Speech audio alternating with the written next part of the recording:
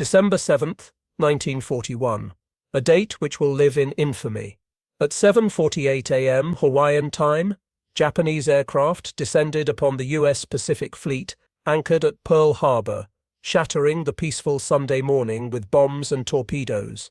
In less than 2 hours, 8 battleships were damaged or destroyed, over 2,400 Americans lay dead, and the United States was thrust into a global conflict it had desperately tried to avoid. But this devastating attack would prove to be one of history's greatest strategic miscalculations, awakening a sleeping giant that would ultimately crush the Axis powers.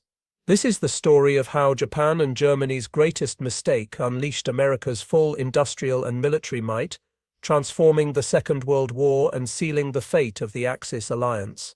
To understand the magnitude of this miscalculation, we must first examine the world as it stood in late 1941. Germany had conquered most of continental Europe, from France to the gates of Moscow. Japan controlled vast territories in China and Southeast Asia. The Axis powers seemed unstoppable. Meanwhile, the United States remained officially neutral, though increasingly supportive of Britain through programs like Lend-Lease. American public opinion was deeply divided. The isolationist movement remained strong, with many Americans believing that Europe's wars were not their concern. The memories of World War I's carnage were still fresh, and the Great Depression had left the nation focused on domestic recovery rather than foreign entanglements. President Franklin D. Roosevelt understood the threat posed by Nazi Germany and Imperial Japan, but he was constrained by public opinion and congressional opposition to war. The United States had begun a military build-up, but it was modest compared to what would come. In 1939, the U.S. Army ranked 17th in the world in size, behind Romania.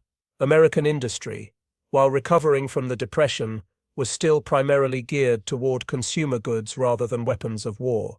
The Japanese and German leadership looked at this America and saw a nation that was soft, divided, and unprepared for the brutal realities of modern warfare. They could not have been more wrong. The roots of Japan's decision to attack Pearl Harbor lay in the increasing tensions between Tokyo and Washington over Japanese expansion in Asia. Japan had been at war with China since 1937, and by 1940 it had occupied French Indochina following France's defeat by Germany. The United States responded with economic sanctions, progressively tightening the screws on Japan's economy. In July 1941, Roosevelt froze Japanese assets in the United States and imposed an oil embargo. This was a devastating blow to Japan, which imported 80% of its oil. Without American oil, the Japanese military estimated they had perhaps 2 years of reserves before their war machine ground to a halt. Faced with this crisis, Japanese leadership saw 3 options: back down and withdraw from China, which was politically unacceptable; continue negotiations while hoping for a breakthrough, or go to war to secure the resources of Southeast Asia, particularly the oil-rich Dutch East Indies. The third option gained increasing support among Japan's military leaders, who dominated the government. Admiral Isoroku Yamamoto, commander of the combined fleet, understood better than most Japanese leaders the immense industrial capacity of the United States. He had lived in America and studied at Harvard. He is often quoted as warning that if Japan went to war with America, he could run wild for 6 months to a year, but had utterly no confidence in a longer war. Despite Yamamoto's reservations, he was ordered to prepare for war. His plan was audacious: strike the American Pacific Fleet at Pearl Harbor, destroying America's ability to interfere with Japanese operations in Southeast Asia. The theory was that a devastating blow would shock the Americans into negotiating a settlement that would allow Japan to keep its conquests. This fundamental misunderstanding of American psychology would prove fatal. The Japanese leadership, influenced by their own cultural values regarding honor and military spirit, believed that a nation as materialistic and comfort-loving as America would not have the stomach for a prolonged, brutal war across the Pacific. They saw American democracy as weak and indecisive, unable to sustain the national unity required for total war. The attack on Pearl Harbor was a tactical masterpiece. 6 Japanese aircraft carriers had sailed undetected across the North Pacific, maintaining radio silence. The first wave of 183 aircraft struck just before 8 a.m., followed by a second wave of 167 aircraft. The results were devastating. The battleship USS Arizona exploded when a bomb penetrated her forward magazine, killing 1,177 men. The USS Oklahoma capsized, trapping over 400 sailors inside. In total, 21 ships were sunk or damaged, 188 aircraft were destroyed, and 2,403 Americans were killed. From a purely military standpoint, it appeared to be a stunning victory. Japanese losses were minimal: 29 aircraft, 5 midget submarines, and 64 men. But the attack had crucial limitations that would prove significant. The Japanese had primarily targeted battleships, considering them the decisive weapons of naval warfare. However, America's 3 Pacific Fleet aircraft carriers were not in port that day. The USS Enterprise was returning from Wake Island, the USS Lexington was delivering aircraft to Midway, and the USS Saratoga was in San Diego.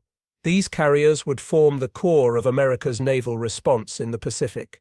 Additionally, the Japanese failed to destroy Pearl Harbor's fuel storage tanks, which held millions of gallons of oil, and the submarine base and repair facilities remained largely intact. These oversights would allow the U.S. Pacific Fleet to recover far more quickly than the Japanese anticipated. More importantly, the attack achieved the exact opposite of its strategic objective. Rather than shocking America into negotiations, it unified the nation in a way nothing else could have. The isolationist movement collapsed overnight. The day after the attack, Roosevelt appeared before Congress to request a declaration of war. His speech, with its famous opening line about a date which will live in infamy, was met with thunderous applause. The vote in Congress was nearly unanimous, 82-0 in the Senate and 388-1 in the House, with only Representative Jeanette Rankin of Montana voting against the declaration. Across America, young men lined up at recruitment centers. The debate over intervention was over. America was going to war, and it was going with total determination. Yet even with America now at war with Japan, it remained technically at peace with Nazi Germany.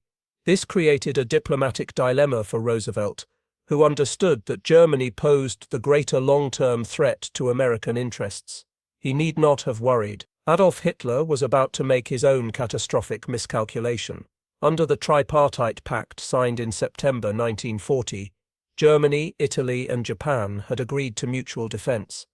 But this only applied if one of them was attacked. Since Japan had attacked the United States, Germany was under no obligation to declare war. Hitler's military advisors urged him to remain at peace with America, at least until the Soviet Union was defeated. But on December 11, 1941, just 4 days after Pearl Harbor, Hitler stood before the Reichstag and declared war on the United States. It was one of the most consequential decisions of the entire war, and historians still debate his reasoning. Part of it was ideological. Hitler had long despised America, viewing it as a mongrel nation of inferior races dominated by Jews. He believed its democracy made it weak and its military incompetent. Part of it was strategic. German U-boats were already engaged in an undeclared war against American shipping in the Atlantic, and Hitler may have felt a formal declaration would free his hands. Part of it may have been emotional. Hitler was furious at American support for Britain and the Soviet Union, and wanted to strike back. Whatever his reasoning, Hitler's declaration of war was a gift to Roosevelt and Churchill. It solved the political problem of how to focus American efforts on defeating Germany first, which both leaders agreed was the correct strategy. It united the American people not just against Japan but against the Nazi regime as well, and it ensured that America's vast industrial capacity would be turned fully toward the defeat of the Axis powers in both Europe and Asia. Hitler, like the Japanese, had fundamentally misunderstood America. He saw a nation that was racially mixed, politically divided, and obsessed with material comfort. He believed that American soldiers raised in prosperity would prove no match for hardened German veterans. He thought American democracy would fracture under the strain of total war.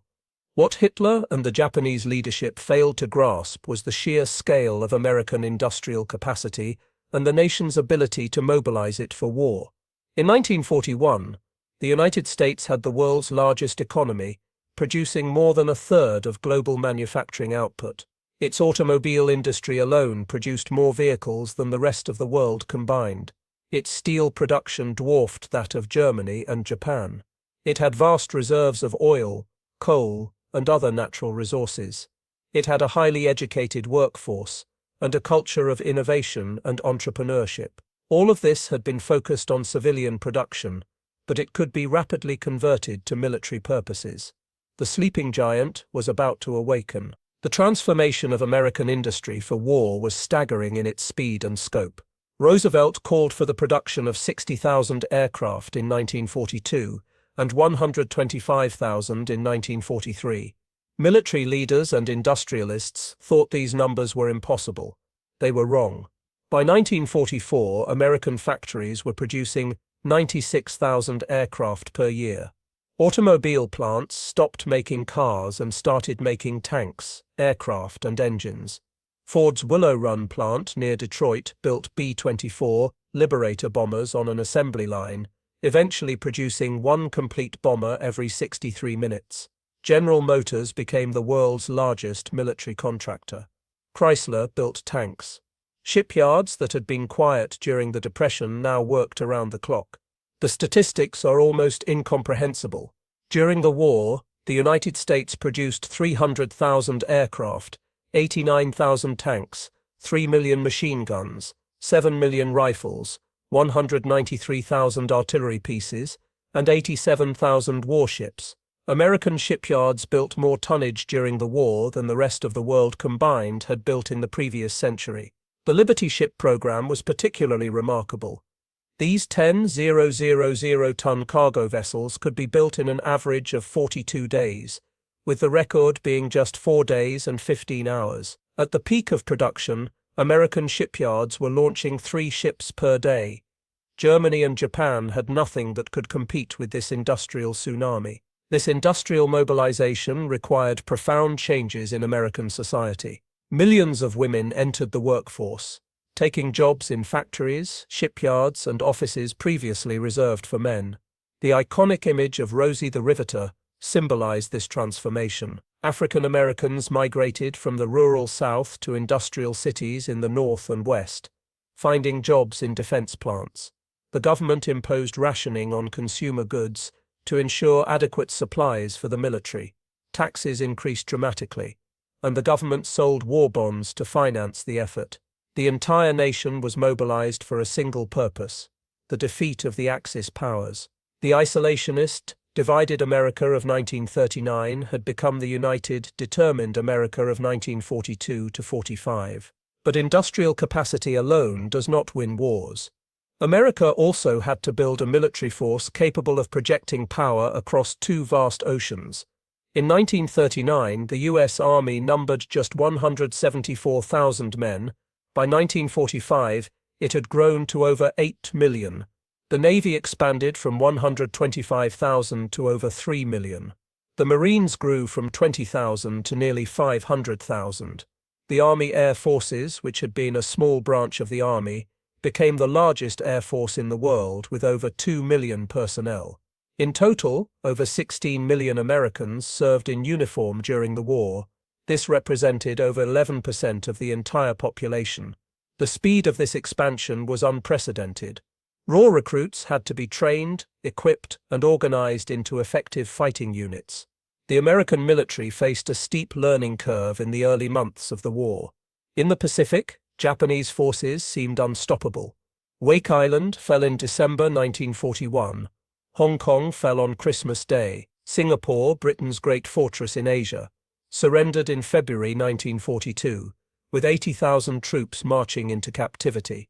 The Philippines, an American territory, held out until May 1942, with the defenders on Batantan and Corregidor becoming symbols of American resistance.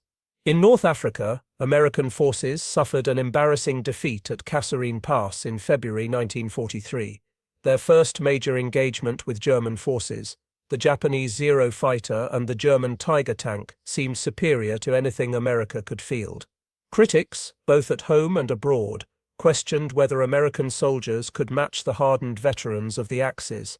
But America learned quickly. After Kasserine Pass, General Dwight Eisenhower made changes in leadership, replacing commanders who had failed.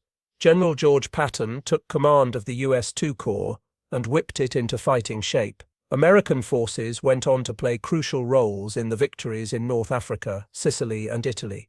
In the Pacific, the Navy learned the new realities of carrier warfare. At the Battle of Coral Sea in May 1942, American and Japanese carriers fought to a tactical draw, but strategically it was an American victory as it stopped Japanese expansion toward Australia. A month later came the Battle of Midway, where the U.S. Navy sank 4 Japanese fleet carriers in one of the most decisive battles in naval history.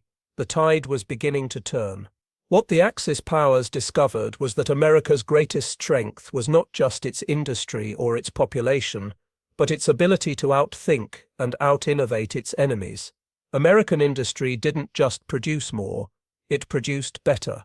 When American tanks proved inferior to German panzers, American engineers designed better ones. The M4 Sherman tank might not have been as heavily armed or armored as the German Tiger, but it was reliable, easy to maintain, and produced in vast numbers. For every Tiger, there were dozens of Shermans. American doctrine emphasized combined arms warfare, air superiority, and overwhelming firepower. Where the Germans and Japanese relied on the skill of individual soldiers and small unit tactics, Americans developed systems that maximized their industrial advantages. American innovation extended to every aspect of warfare. The proximity fuse, developed by American scientists, made anti-aircraft fire devastatingly effective. American radar technology was superior to both German and Japanese systems. The Norden bomb sight, while not as accurate as advertised, was still the best in the world. American logistics were unmatched. The ability to supply forces fighting on opposite sides of the globe, thousands of miles from home, was a feat no other nation could match. The famous Red Ball Express kept Patton's tanks supplied with fuel during the race across France. In the Pacific, fleet trains allowed the U.S. Navy to remain at sea for months, bringing fuel, ammunition, and supplies to the fleet, rather than requiring it to return to port. The Manhattan Project represented the ultimate expression of American scientific and industrial might. Beginning in 1942, the project brought together the greatest scientific minds from America and allied nations to develop an atomic bomb. At its peak, the project employed over 130,000 people and cost nearly $2 billion, roughly $30 billion in today's money. It established vast facilities at Los Alamos, New Mexico, Oak Ridge, Tennessee, and Hanford, Washington. The project was an organizational and scientific triumph, solving problems that many had thought impossible. On July 16, 1945, the first atomic bomb was successfully tested at Alamogordo, New Mexico. Robert Oppenheimer, the scientific director, recalled a line from Hindu scripture, "Now I am become death, the destroyer of worlds." The age of atomic warfare had begun. The impact of American entry into the war was felt first and most dramatically in the Battle of the Atlantic. German U-boats had been strangling Britain's supply lines, sinking hundreds of thousands of tons of shipping each month. Britain was being starved into submission. American entry changed everything. American destroyers and escort carriers joined the battle. American shipyards began producing ships faster than U-boats could sink them. American aircraft extended air cover further into the Atlantic. By mid-1943, the U-boat threat had been defeated. Admiral Karl Donitz, commander of the U-boat fleet, was forced to withdraw his submarines from the North Atlantic. The lifeline to Britain was secure, and the build-up for the invasion of Europe could begin. In the air war over Europe, American contribution was decisive. The U.S. Army Air Forces committed to a strategy of daylight precision bombing complementing the British night area bombing campaign. Flying B-17, Flying Fortresses, and B-24 Liberators, American aircrews struck at German industry, oil production, and transportation networks. The cost was horrific. American bomber crews suffered a 20% casualty rate, higher than any other American unit in the war.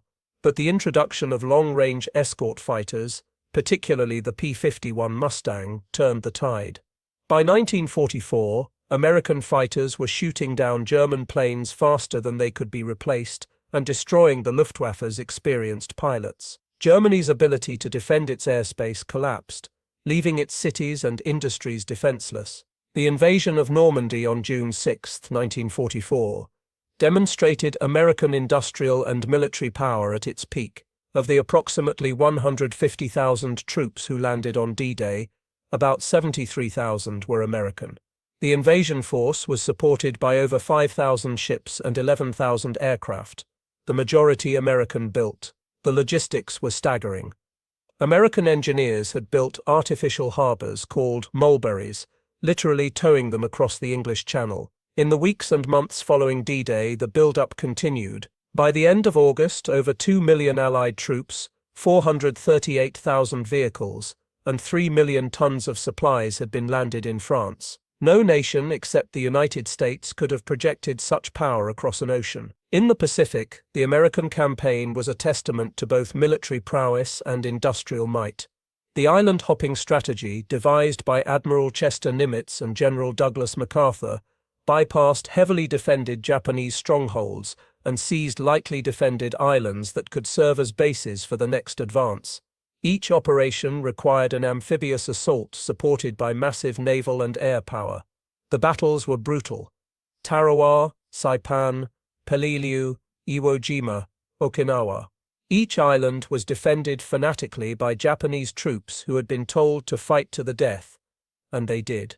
Japanese casualties often exceeded 95%, while American casualties mounted into the tens of thousands, but America could replace its losses.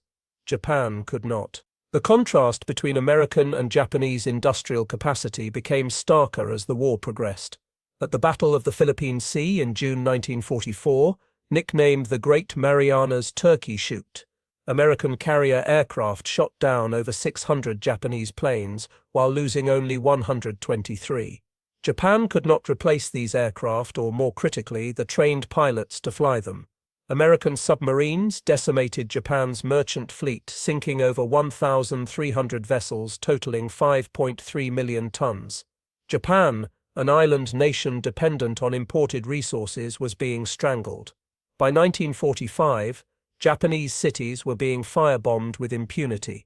The raid on Tokyo in March 1945 killed over 100,000 people in a single night. Japan's ability to wage war was collapsing. The final demonstration of American power came in August 1945.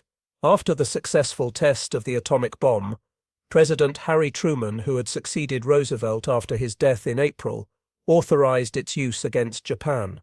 On August 6, the B-29 Enola Gay dropped an atomic bomb on Hiroshima, killing an estimated 70,000 people instantly and ultimately claiming over 140,000 lives. 3 days later, a second bomb was dropped on Nagasaki, killing another 40,000 immediately and 80,000 ultimately. The sheer destructive power of these weapons was beyond anything previously imagined. Combined with the Soviet Union's declaration of war on Japan on August 8, the atomic bombs convinced Japan's leadership that continued resistance was futile. On August 15, Emperor Hirohito announced Japan's surrender in a radio broadcast. The irony is profound. Japan had attacked Pearl Harbor hoping to destroy American power in the Pacific, giving itself free rein in Asia. Instead, it awakened a nation that would not only defeat it but occupy it for 7 years, fundamentally transforming Japanese society. Germany had declared war on America, hoping to strike before it could intervene effectively in Europe. Instead, it ensured that American power would be brought to bear against it, leading to its total destruction and occupation.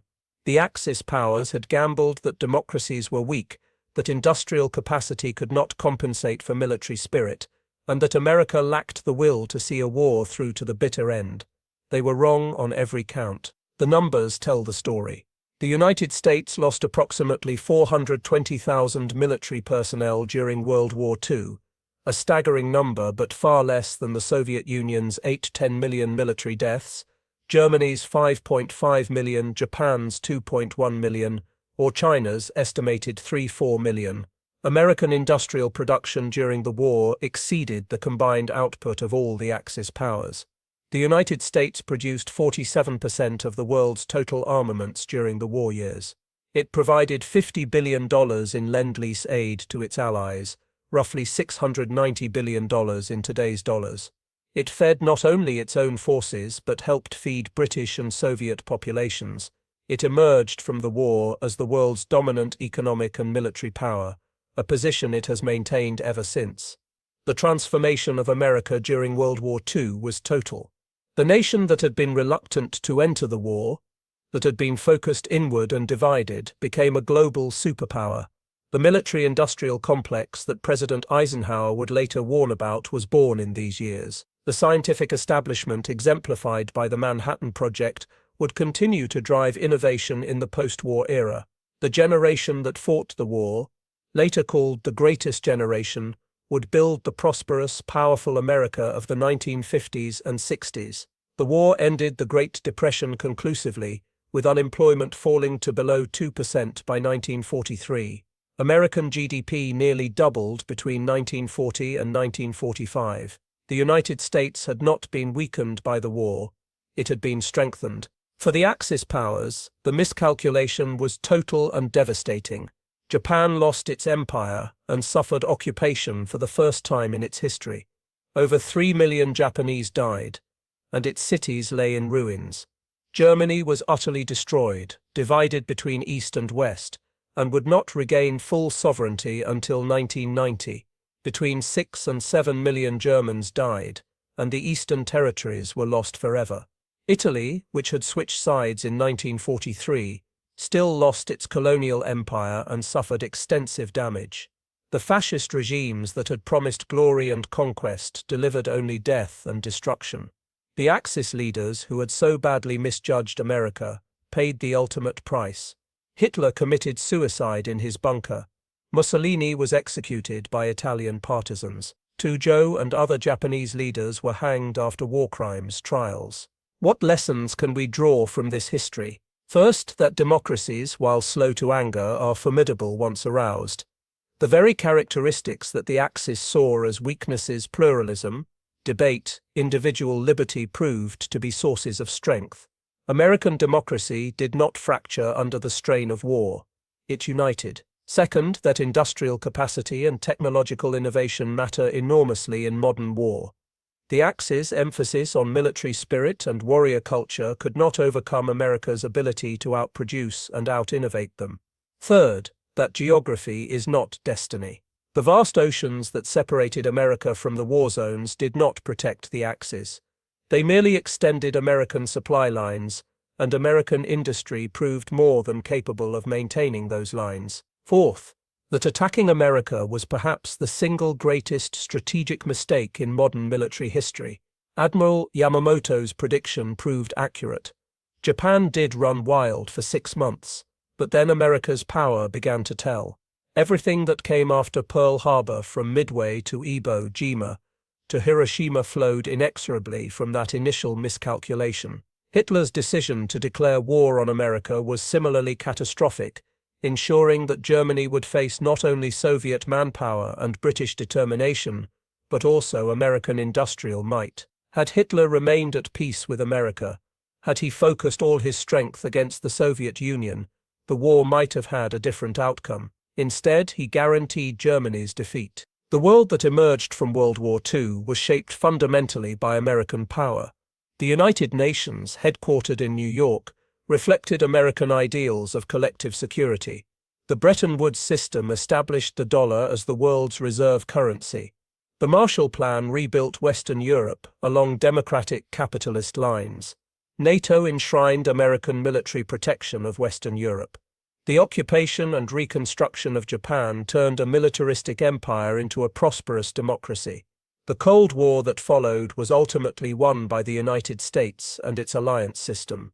All of this was made possible because Japan attacked Pearl Harbor and Germany declared war, decisions that unleashed American power onto the world stage. There were costs, of course. The United States sacrificed much of its traditional isolationism, accepting permanent military commitments around the globe. The development of atomic weapons created an existential threat to human civilization. The Cold War brought decades of tension and proxy conflicts. The expansion of presidential power and the national security state raised questions about civil liberties. But from the perspective of 1945, these were problems of success, not failure. America had been attacked, had mobilized its full strength, and had achieved total victory over enemies who had threatened to dominate the world. It had fulfilled, as Roosevelt predicted, its role as the arsenal of democracy. Today, over 75 years after the end of World War II, the world still lives with the consequences of the Axis miscalculation. American military bases dot the globe. The dollar remains the world's reserve currency. American culture, technology, and values have spread worldwide. Japan and Germany, the nations that attacked America and were utterly defeated, are now close allies, transformed by the experience into peaceful democracies. The Soviet Union, America's wartime ally and Cold War adversary, has collapsed. The American-led international order, established after 1945, while challenged, remains the foundation of global politics and economics. All of this traces back to those fateful decisions in December 1941. In the end, the Axis powers failed to understand a fundamental truth about America, that the very characteristics they despised, its diversity, its democracy, its commercial culture, its individualism, were sources of immense strength. America's diverse population brought energy, creativity, and multiple perspectives to problem-solving. Its democratic system, while messy, commanded the loyalty of its citizens and proved adaptable to the demands of total war. Its commercial culture translated seamlessly into industrial warfare, as businessmen and engineers applied civilian techniques to military production. Its individualism fostered initiative and innovation at every level. The America that emerged from World War II was not a weaker version of itself. It was stronger, more confident, and ready to lead the free world. The sleeping giant that Admiral Yamamoto supposedly warned about was not just America's industrial capacity or military potential, it was something deeper: the American people's capacity for unity in the face of existential threat, their determination to see a just cause through to victory, and their belief in their nation's special role in the world. Pearl Harbor and Hitler's declaration of war activated this sleeping giant. Once awakened, it proved unstoppable. The Axis powers learned too late that attacking America was not a shortcut to victory but a guarantee of defeat. In trying to prevent American intervention, they ensured it. In trying to exploit American weakness, they unleashed American strength. It was a miscalculation of historic proportions, one that changed the course of the 20th century and continues to shape our world today. Thanks for watching. Please subscribe and share, and remember to visit our channel for more stories from history that continue to resonate today. The lessons of World War II, particularly the dangers of miscalculating your adversary's resolve and capacity, remain relevant in our own time. Understanding how the Axis powers' greatest miscalculation unleashed America's full power helps us comprehend not just the past, but the present and future as well.